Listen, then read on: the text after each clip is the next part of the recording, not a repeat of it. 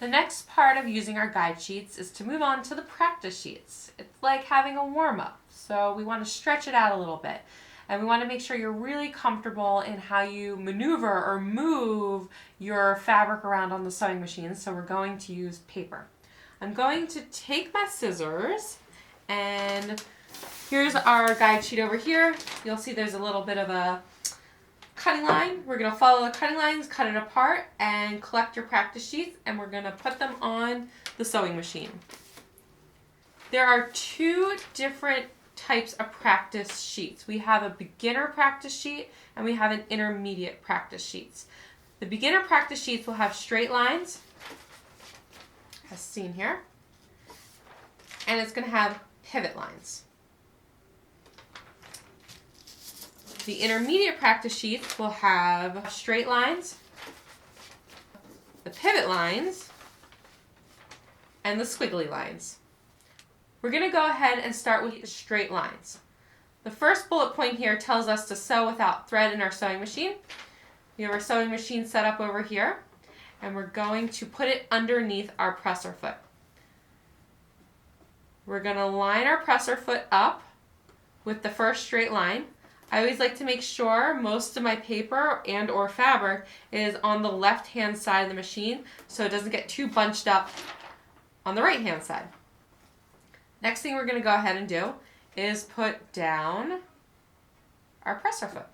And that's going to hold our paper, but usually our fabric, in place. The next thing we want to do is we want to take the hand wheel and put the needle into the paper or usually the fabric. I'm going to turn the wheel. And by placing the needle into the paper or fabric beforehand, it allows us to make sure it's going to end up in the right place. So I'm right there on the line, and that's looking great. You want to make sure your stitches are set up properly. We're going to be using a 2.5, and we're going to be on letter A for a straight stitch. When you're ready, you want to gently step on the pedal. Usually, the harder you step on the pedal, the faster it's going to go. So lightly step on the pedal so it doesn't start off too fast. Here we go.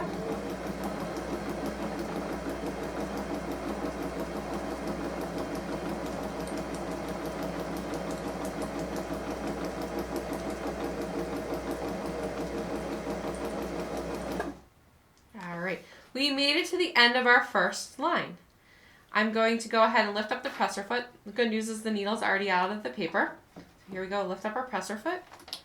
Oh, it looks like the needle's still in there a little bit, so that means I need to move my hand wheel up and out of the way. And we can see, if you look at the back of my paper, you can see the little holes that have pushed into the paper, and it's fairly straight. So that means I was pretty good at keeping on the straight line. So that's all about control. You want to practice this a couple of times, so you're going to go over and move to the next line. As you get comfortable, I like to throw in a back stitch. A back stitch is going to be very important to your sewing so that you make knots when you begin and when you end, and so your stitching doesn't come undone. So we're going to go ahead and line that up. I'm going to place my needle down. I'm going to come forward, and it's going to be like a little dance. So I'm going to come forward 3 stitches. 1, 2, 2, 3. I'm going to push my reverse stitch or my back stitch button. It's going to go over 1, 2, 3. I'm going to stop, and then we're going to come all the way down my line.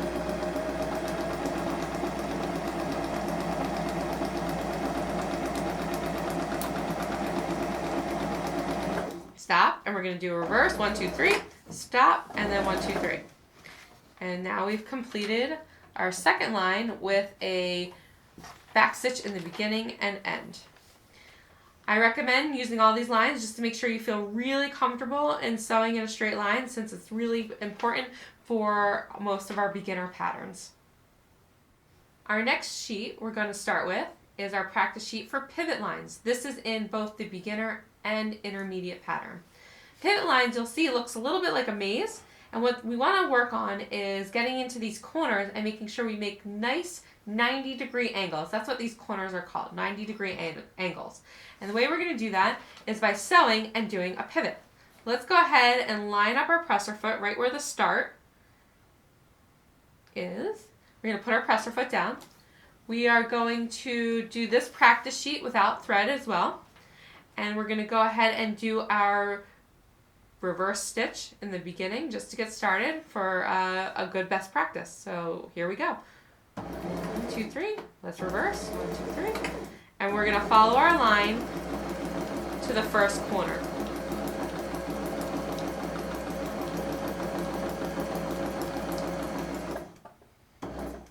When we get just about to the first corner, I like to stop. I don't like to stop right at the first corner because sometimes that's hard to do. Now you can see my needle is not in the paper. And what you have to make sure when you do a pivot is that your needle is down into the paper or your fabric. So I'm going to turn my hand wheel and my needle is now down into the paper. If you feel that you're still too far away from the other line, you can always do another manual turn of the hand wheel and get down in that corner. So now that my needle's down, I'm going to lift up my presser foot. I'm going to swing it to the next direction that we need to go in. Once we're going in the right direction, we are going to put the presser foot back down and continue on our merry way to the next corner.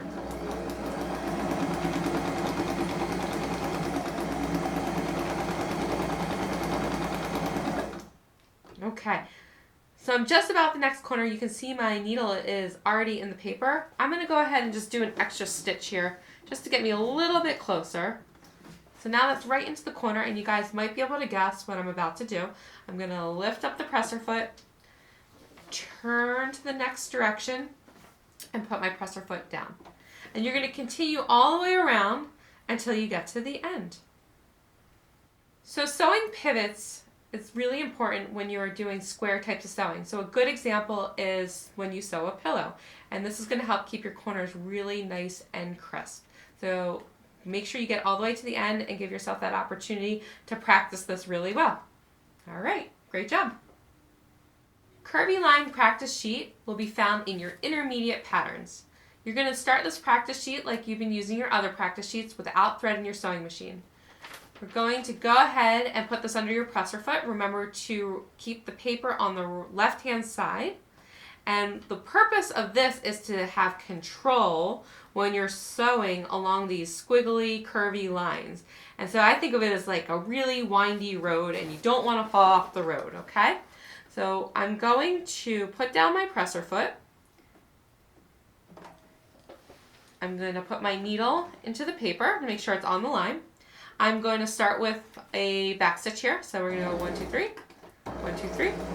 And the key to being successful with these curvy lines is to go slow and make sure your hands can keep up with the pace of how the sewing machine is moving. Okay, so here we go.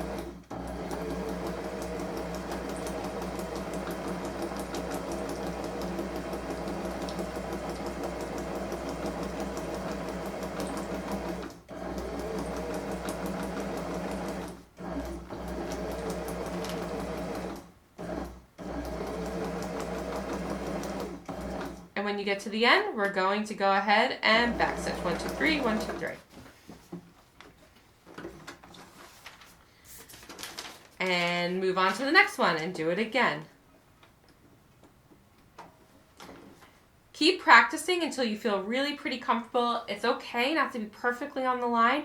The goal is to make sure you have that control. Most of the time you're not going to be sewing projects with these really curvy lines, but what we want to make sure you can do is have your hands keep up with the speed of the sewing machine.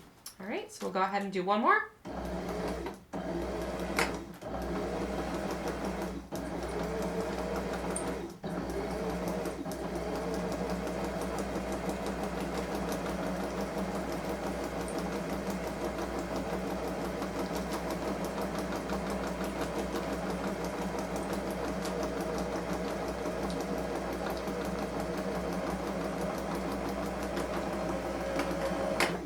Our reverse stitch. I'll take it out. And because this is a really tricky practice sheet, if you find that you're ripping the paper, don't be afraid to take another piece of computer paper and draw your own curvy lines to continue practicing. All right, great job.